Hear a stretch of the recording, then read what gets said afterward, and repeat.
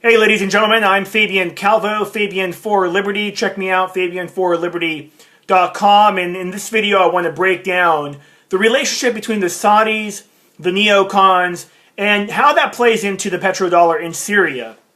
I talked about this yesterday, but this is such a important topic to really break down because the traders in the media aren't going to let you know this information. In fact, no one will.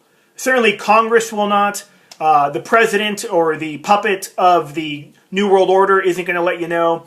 But this channel tries to look at the events that's happening around the world, break them down with truthful, accurate, just facts that you can go out and research yourself. As I often say, don't take my word for anything that I talk about. Just go do your own research on what I'm about to break down in this video. First, a lot of the Republicans, Democrats, they are going to give Obama the money he needs to basically send 3,000 troops into a danger zone, actually a hell zone, in Liberia to combat the Ebola outbreak, which is probably one of the biggest acts of treason Obama has done. I mean, any medical, I'm not a doctor, but any medical journal, any type of contingency plans or plans that have been put out that deal with combating a potential global pandemic basically states you don't send people into it that then you're going to have them come back to your country. It's absolutely insane. Obama should be sending 3,000, 30,000 men and women of the military to the southern border to protect the border from the flood of illegals. And I talked about this today on my podcast because it's amazing. The same, leftists that will basically talk about how Europeans came to America and, killed off the natives with diseases that they brought over, which a lot of that is accurate, say nothing about the diseases that the illegals are now bringing to America, whether it's TB, whether it's potentially Ebola. None of that is talked about at all. But let's get to the bigger issue. Well, actually, one more quick point about that, because now it's being talked about a war on Ebola, which I find interesting because this is, as Drudge today linked to a red link to a story, the war on poverty has cost the American taxpayer $22 trillion. And if you look at it, I mean, has poverty gotten any better? In fact, poverty is much higher than it was today back in the 1960s. Black unemployment is all-time high. Black youth unemployment is at an all-time high. The economy is not doing any better. Record numbers of Americans out of work. Record numbers of Americans on food stamps. So clearly it is a failed policy like the war on drugs. But see, it doesn't matter what the results are. The central bankers, ladies and gentlemen, love war. Whether it's the war on poverty, whether it's the war on drugs, or whether it's the war against some boogeyman ISIS threat that's created by the West, they love wars because that's how they can basically continue. See, this is kind of like off-the-table QE. So they can't continue to just openly keep announcing every 6 months, QE4, QE5, hey, QE7, because they know people will start to get freaking panicked, and so will the rest of the world. But what they can do is they can stage phony crises that they can respond to, and they're things that cost trillions of dollars, and ultimately you and I are paying for it. Now, case in point is what's going on in Syria now. This is such a major issue because, there's been a lot of talk about the 28 missing pages of the 9/11 report that basically, talks about how the Saudis were complicit. Not, nut job Saudi princes that basically give their money to radicals. No, elements of the Saudi government were involved in the financing and staging of 9/11. Okay, that's a fact. I mean, I don't even need the 28 pages to know that. The question is, why do you see George Bush 7 years ago, walking in the Rose Garden holding hands with the King of Saudi Arabia? If we're to think that, I asked some of the guys in the office today, I said, when you think of ISIS, what do you think of?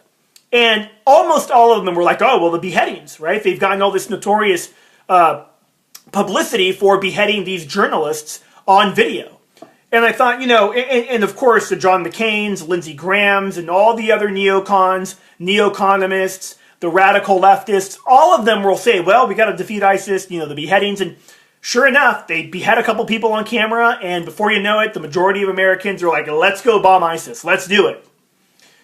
But there's no talk of another country in the Middle East that is one of the supposed top allies of America. In fact, according to John McCain, they're the symbol of moderate Islam, to quote John McCain.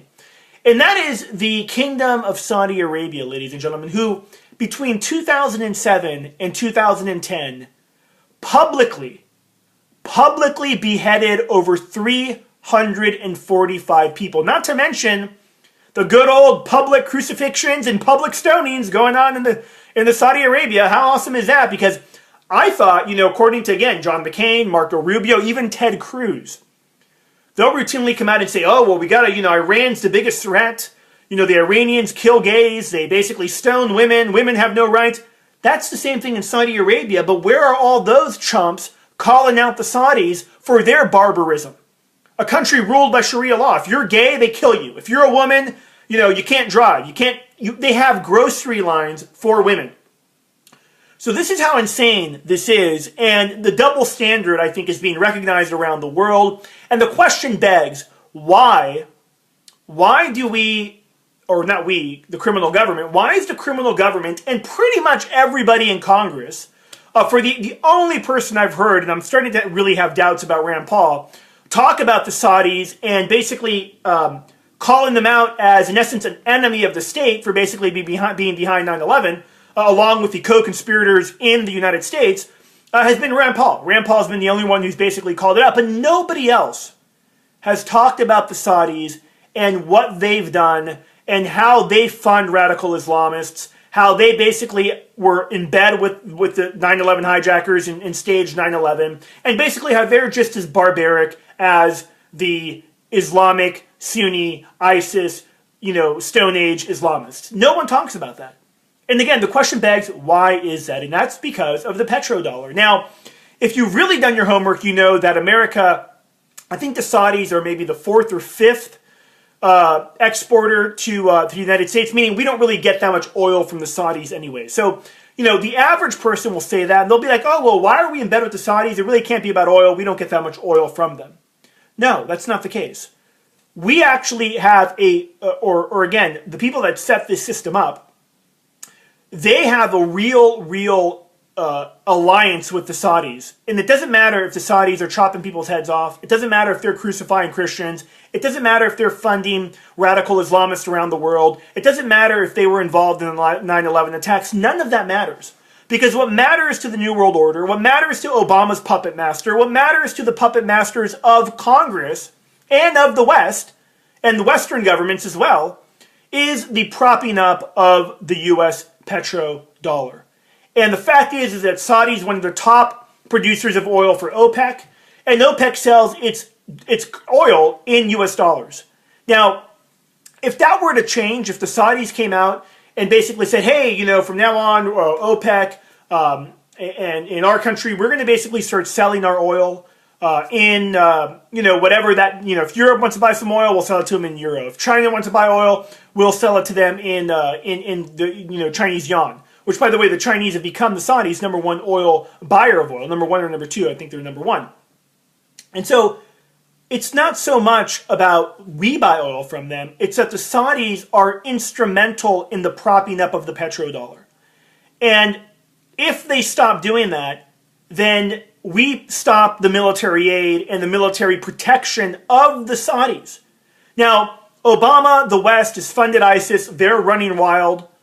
But you don't see Saudi Arabia sending in jets to attack anybody. You don't see their Air Force. It's basically a bunch of, pretty updated U.S. military technology and jets and what have you. You don't see them using any of that because they know America is going to fight that battle because of this petrodollar alliance. And if the Saudis overnight said, hey, we're not going to take dollars anymore, it wouldn't necessarily collapse the U.S. dollar, overnight at least. But imagine how much more money the Fed would have to print to now make up for all of that demand globally that goes on in buying oil in US dollars. It's huge. So if you wanted to know how this axis of Saudi, Washington, D.C., ISIS, Syria all comes together, this is how it comes together. It all leads back to economics. Make no mistake about it. Now, one quick point, last point that I want to make. Obama has been launching airstrikes today near Baghdad. Apparently, the strikes will pick up in Syria here very quickly. And the Russians already warned, if you start striking in Syria, that's going to be a provocation.